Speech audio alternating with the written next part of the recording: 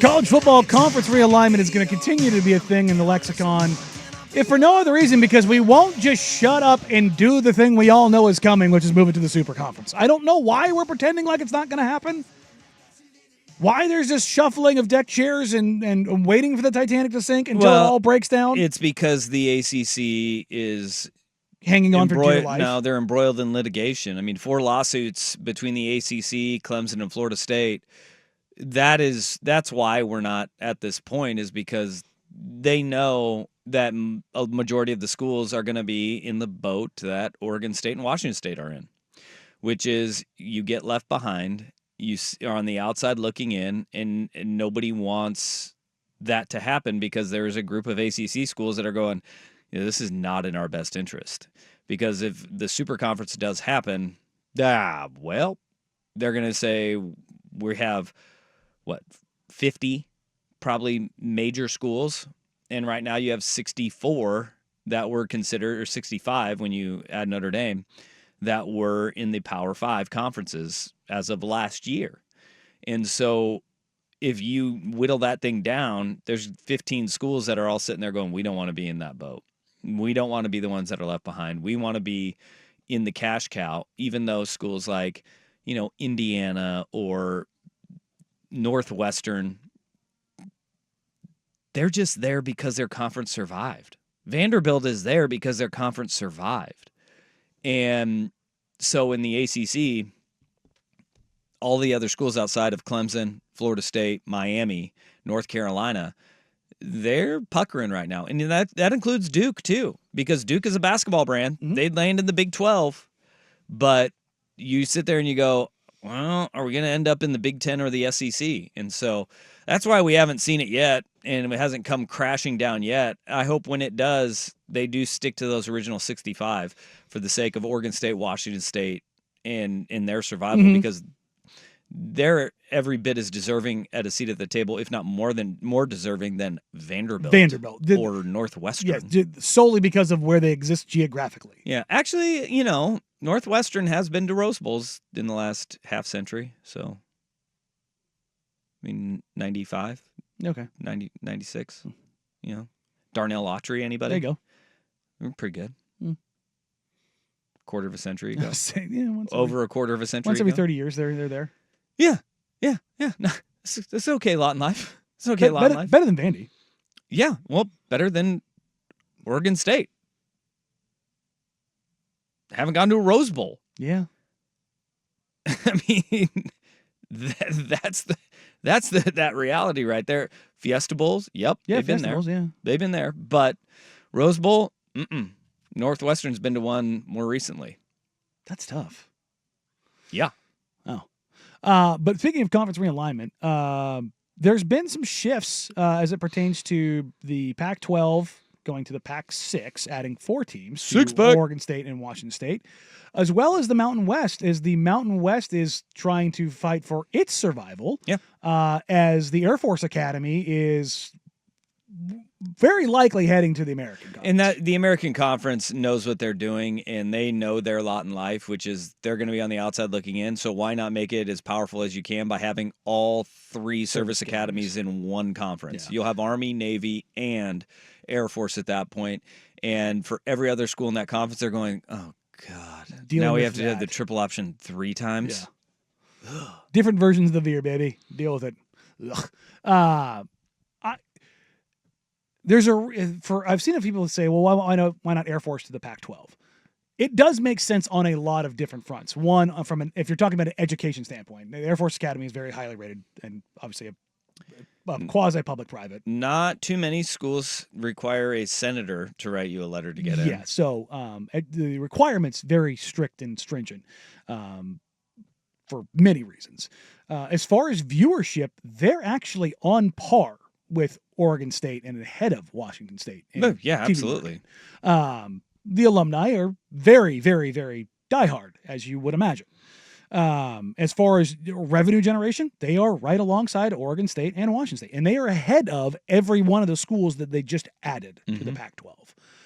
But that being said, does it line up with what they want to be and what they're trying to achieve? do you want to, as much as the American Athletic Conference, they're going to have all three service academies, which it does make sense.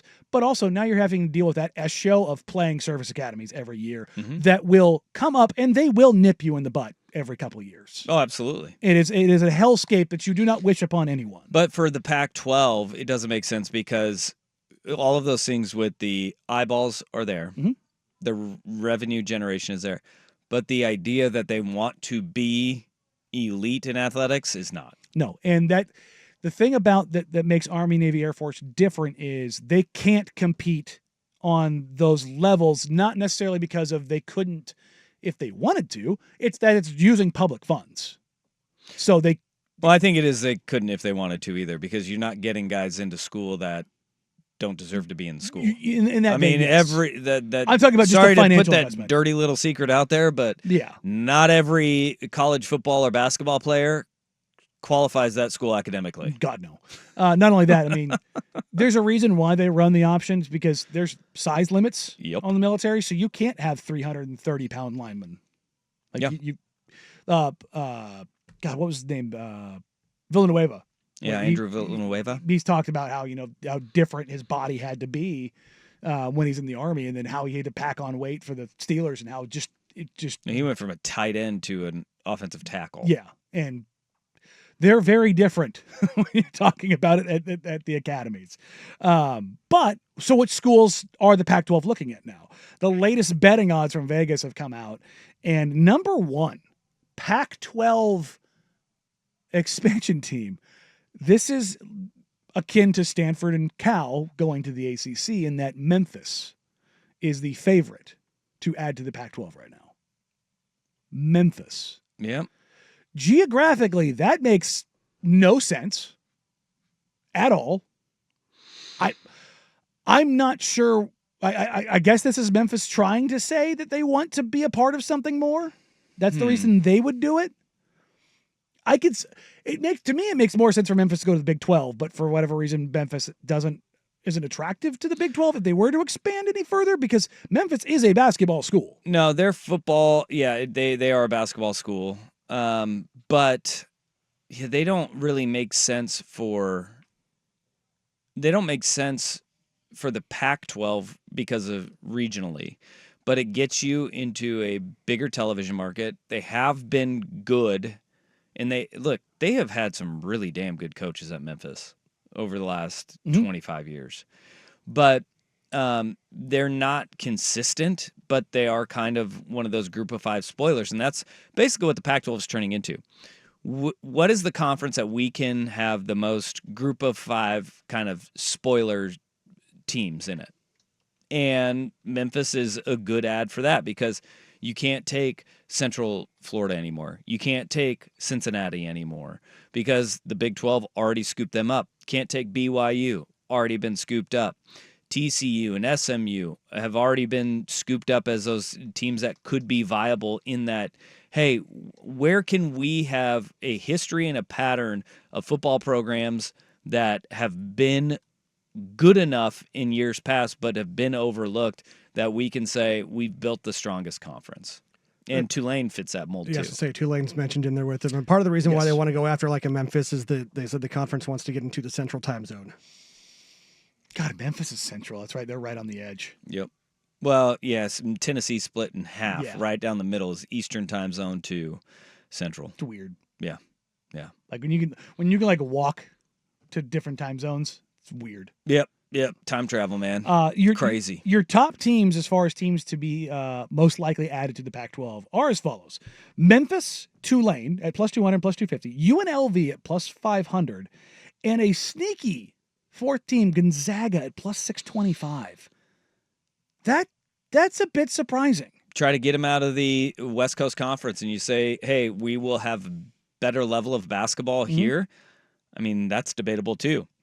But you have San Diego State, you have UNLV, which is making a push to be relevant. Memphis and got in. Colorado State has been in the NCAA tournament a handful of years, and heck, they've been a 7 seed. So you are going to ramp up from a basketball standpoint too. And then, hell, Oregon State, it just seems like every so often they pop up there and are somewhere in the tournament every 5 or 6 years. So maybe you got that going for you. And if you get Stanford and Cal back, they're not getting Stanford and Cal back. They're not getting Stanford and Cal back. I mean, we can wish. Just saying. But it ain't going to happen. An interesting note here. The last 4 teams, the final 4 odds teams, are the FCS teams. South Dakota State, North Dakota State, Montana State are plus 1,800 for the Dakotas, plus 2,000 for the Montana schools. Yeah, there's a reason why. They're saying those are way long shots. Drastic long shots. And I don't believe that those schools are going to want to punch up. They understand and they love the lot that they have created there. They've carved out passionate fan bases and a following for their programs that the FCS crown, it matters to them. It matters a whole hell of a lot to them. And if they move up, we'll never win a national championship because that's the reality. Mm-hmm. We've never seen a non-power conference team win a national championship, but I don't think it's going to happen. So that list is a lot smaller than what I think the hope was it would be, because you take Cal and Stanford, don't see it happening. Academic alignments, doesn't matter. I think that they're banking on, all right, if the ACC does dissolve, we got to figure out a plan, and I don't think it is coming back to the Pac-12. By all accounts, by anybody involved, that's not the route they want to go. So Big Ten is more likely for Stanford than coming back out west. Cal that's a little bit more slippery because you could see Cal, but if UCLA goes to bat for them in Big Ten expansion, they may get their way and they may find their way into the Big Ten. Doubt that too, but we've seen weirder things happen. Yeah, you said if we're conference, these ditch diggers. They do need ditch diggers, and boy, those 2 schools would be just that if they went back to the Big Ten. So, interesting spot to be. We'll keep an eye on all of the conference realignment stuff because it will continue to pop up, and you'll see shifts and changes. Remember, Gonzaga was going to be a Big 12 team, and then they halted that. And now if the Pac-12 can capitalize, so to speak, on that potential stoppage, that might be a little bit of juice they can add.